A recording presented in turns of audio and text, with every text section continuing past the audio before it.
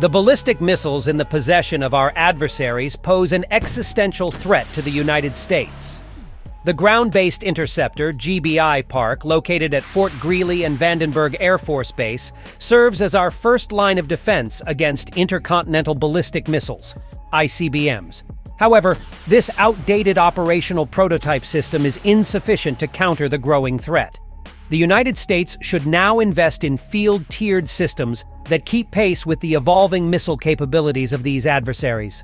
The U.S. Army has released one of the first images of a prototype of a low-cost surface-to-air missile after successful flight tests. The weapon is primarily designed to defend against unmanned aerial vehicles and cruise missiles, but can also engage aircraft and helicopters under certain conditions. It is expected to be cheaper to use than the Patriot surface-to-air missile system, but has a longer range and is otherwise much more effective than the shoulder-fired Stinger surface-to-air missile system, or MANPADS. This is not the first flight test of this missile as part of the so-called Extended Range Air Defense Program. Lower AD will conduct flight tests in 2024 using various targets at extended ranges to demonstrate the maturity of Level 6 technology, CCDC said in August 2023. It was also stated that its plans for the previous cycle included the integration of engine, glider, mission computer, power source, telemetry, and data link as an interceptor to demonstrate initial capabilities in 2 ballistic flight tests. Notably, these flight tests do not mention a warhead. It is also unclear who the U.S. Army is working with on the development of the missile. It bears some visual resemblance to concept art that Raytheon previously released for its Peregrine, a small air-to-air missile based on the enhanced medium-range air-to-air missile AIM-120, AMRAAM. But we do not indicate any connection between the two types of weapons. We know that the service has conducted other flight tests in support of the lower AD program since at least 2020, when it conducted successful flight tests of the missile carrier to verify the operation of the launch stand and validate predictive dynamic models. The stated goal at the time was to develop an interceptor for air defense that would have a range of over 25 kilometers or 15.5 miles and be capable of shooting down airplanes and helicopters, large artillery rockets, as well as drones and cruise missiles. The missile would be tracked using existing Army radars and use an unspecified type of active homing head to target the enemy in the final stage of flight. The hope was that the weapon would be able to do all this at a cost of less than $150,000. It is unclear what the current projected cost of a lower AD interceptor unit is, but for comparison, the Army stated that it expects to pay just over $3.85 million for each of the 122 units of the latest PAC-3 enhancement missile segment. Various interceptors for the Patriot system have demonstrated their ability to shoot down subsonic cruise missiles and cheaper drones, but at significant costs compared to the emerging threat. This quadcopter, which cost $200 on Amazon.com, had no chance against the Patriot, said retired Army General David G. during his speech. For a long time, there has been concern that during a real conflict, it could be excessively expensive for the Army to intercept the waves of approaching cruise missiles or swarms of drones using only the Patriot system. Smaller and more affordable interceptors, such as lower AD, could also offer valuable additional magazine capacity to Army units when dealing with large groups of threats. The lower AD technology will allow for reducing the size of the missile, which in turn will increase the number of missiles per launcher, the Army stated in 2019. Lower AD is just one of many projects that the Army is currently working on together with other branches of the U.S. Armed Forces, including the use of 155mm self-propelled howitzers to destroy cruise missiles, to compensate for the fact that shorter-range air defense capabilities rapidly atrophied in all branches of the armed forces after the end of the Cold War. This happened because the U.S. military as a whole sought to reorient itself to be better prepared for potential high-end conflicts against major adversaries such as Russia and China, who are developing increasingly effective drone and cruise missile technologies. Of course, small drones and inexpensive cruise missiles are also increasingly proliferating among small countries and even non-state actors. All of this underscores the threat that this weaponry poses to U.S. forces on the battlefield, as well as in garrisons, especially at overseas bases, not to mention other vulnerable targets beyond conventional conflict.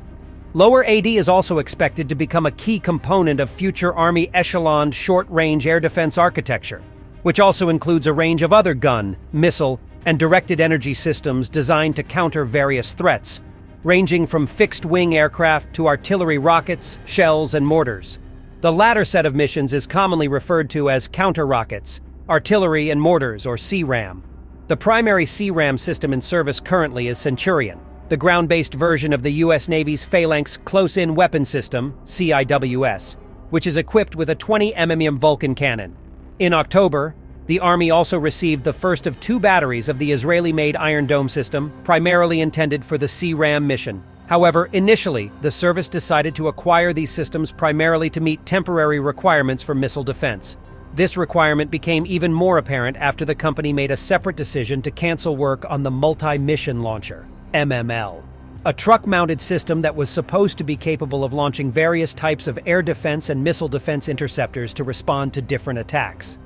However, the Army later suspended these plans due to concerns about whether the Iron Dome would be able to adequately defend against these threats, as well as problems related to integrating the systems with its comprehensive network architecture of the Integrated Battle Command System, IBCS. It is unclear how the 2 batteries that it has already agreed to purchase will now be integrated into the overall plans of the Air Defense and Missile Defense Force structure. In addition, the Army recently announced plans to acquire a version of the U.S. Navy's SM-6 missile for ground-based deployment, allegedly as a medium-range land-to-land weapon.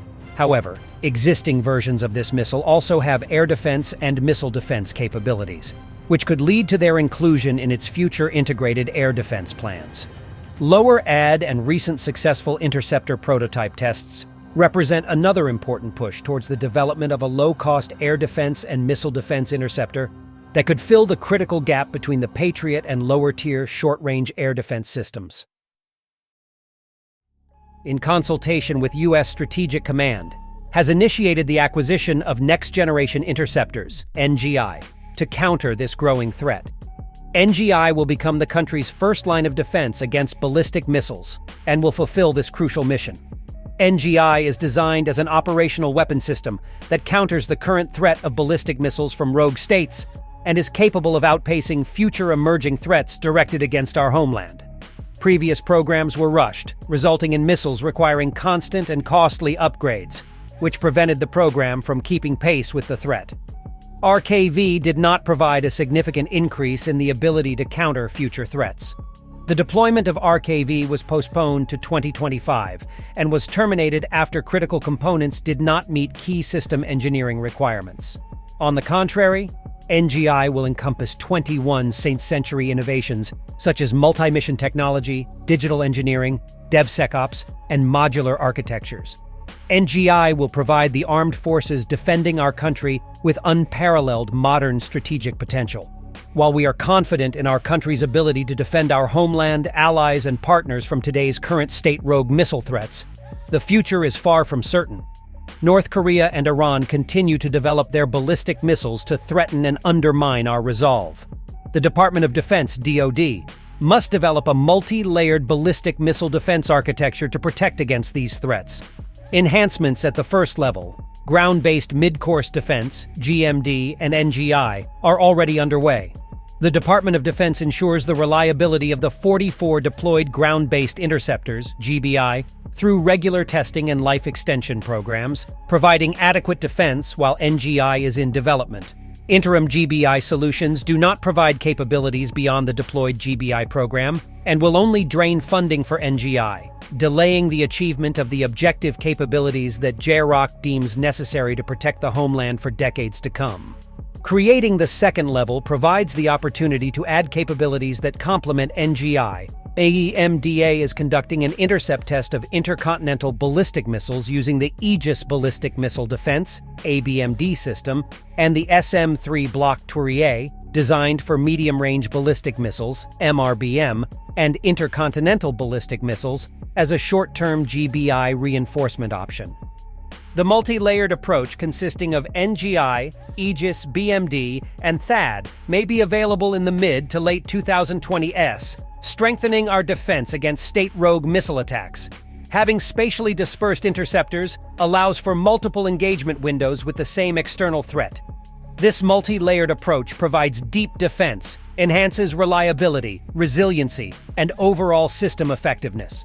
Multi-layered defense also acts as a deterrent, sowing uncertainty in the plans of the adversary, allowing our leaders to negotiate from a position of strength.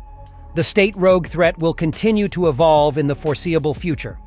Therefore, the United States must create a layered defense capable of countering the advancements of our adversaries, and this acquisition must be considered a national priority. Thank you for watching until the end. Subscribe to our channel and see you next time.